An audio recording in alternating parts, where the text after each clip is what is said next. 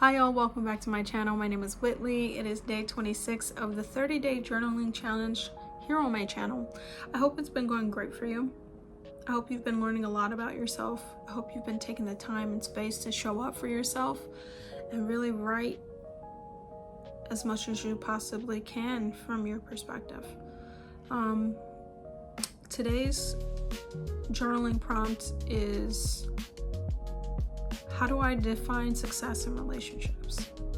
Followed by the first introspective question, which is: what actions and behaviors contribute to successful relationships? Followed by the second introspective question of: how can I improve my relationship skills? So, going back to the prompt and the second introspective question, I would approach it from that, which is that direction is: what relationship skills do you actually have? Taking stock and inventory of, do I know how to be in relationship with other people?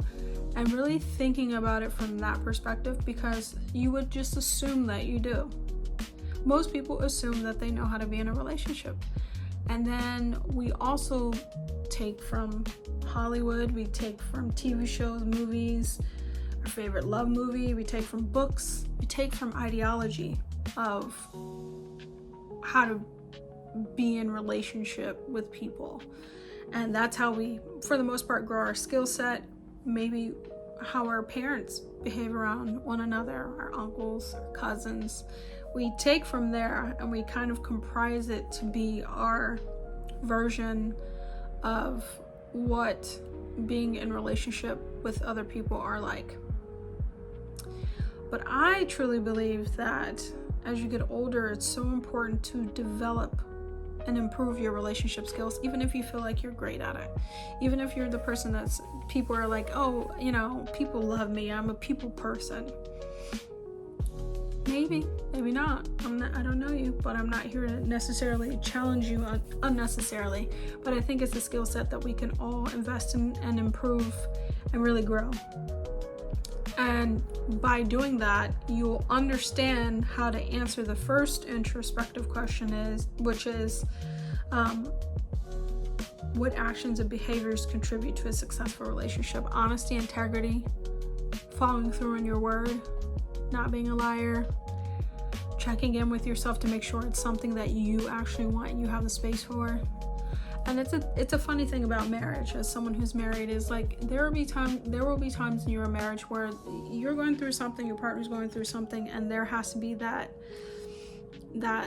playing field that you both get to, where you are like, hey, I can only give 10% right now because I have a lot of other things that are going on within me as the individual human that I am, and this is what I can give to you out of duty, out of honor, because you took an oath, you took a vow, and you also care about the other person's well-being. So from my perspective of what I believe marriage to truly be about, it's like that's what you committed to, that's the vow you took. So starting at the last introspective question leading into the first introspective question, in my opinion, allows you to truly answer how to define success in relationships. That's the approach I would take. But first, you probably should start with, how would you define it? I define success in a relationship personally as you being able to truthfully and authentically show up as yourself and be able to be who you are and allow the other person to be who they are.